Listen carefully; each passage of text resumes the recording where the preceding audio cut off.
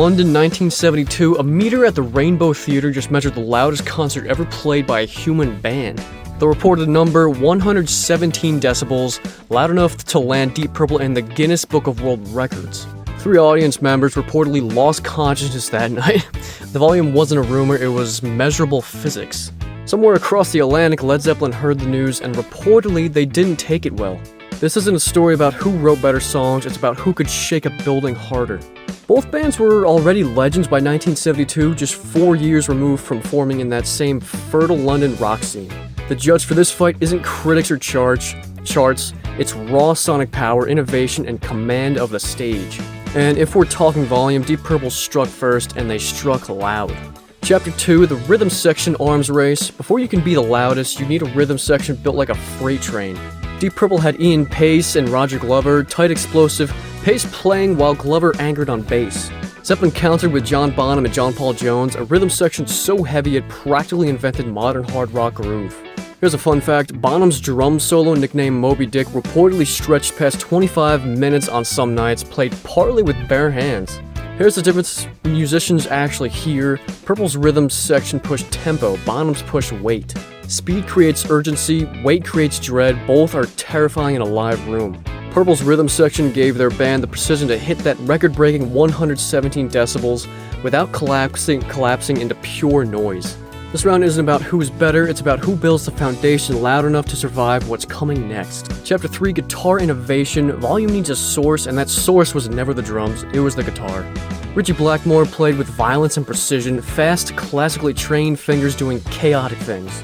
Jimmy Page played with mystery and texture, bowed strings, layered riffs, production tricks, and no one else used live.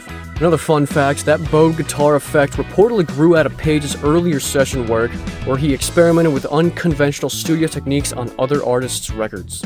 Blackmore's riffs hit like a punch, Page's riffs hit like a spell. Here's what most fans miss. Blackmore's speed and precision directly shaped what would become 1980s shred guitar. Page's layered, riff-heavy approach became the blueprint for nearly every hard rock band that followed him. Both men were building the same wall of sound, they just used completely different bricks.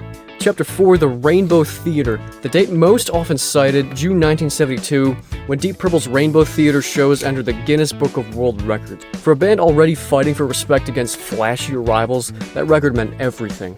Zeppelin, reportedly irritated by the headline, allegedly set out to break it themselves. Touring bands of this era often carried their own portable sound measuring gear, turning volume itself into a competitive sport between crews.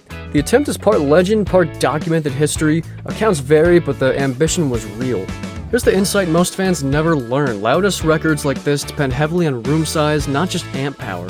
So that means this rivalry was never just about gear, it was about geography, acoustics, and timing. Chapter 5, Songwriting and Catalog Depth. Volume fades the second the show ends, songs don't. Deep Purple's Machine Head, recorded in 1971 and released in 1972, leans into tight, riff-driven anthems built for radio and arenas alike.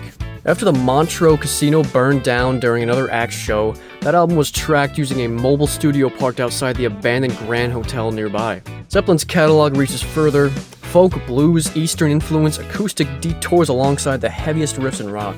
Led Zeppelin 4, released in November 1971, carried no title and no band name on its cover, just 4 symbols. Here's the contrast that matters. Purple mastered one powerful lane, Zeppelin built an entire highway system. That range gave Zeppelin more emotional landscapes to explore, but it also meant less laser-focused consistency.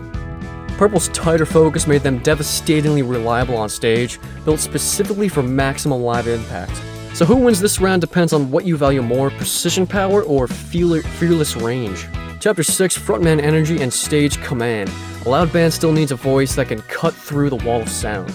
Ian Gillan had a scream that could reportedly hit notes few rock vocalists of his era ever matched.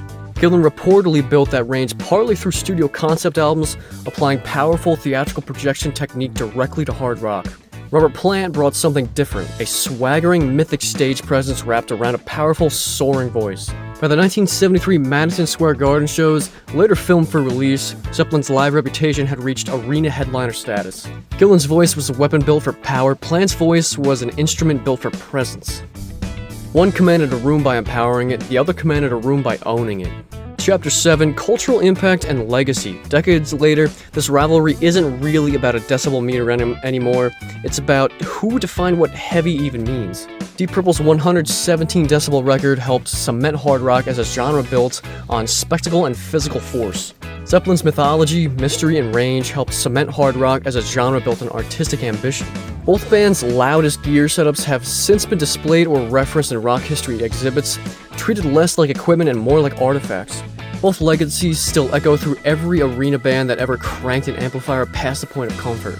So here's the real question this rivalry leaves behind, decades after that meter first hit the red in 1972. Was the loudest band on earth the one who broke the record, or the one who made you feel it the most?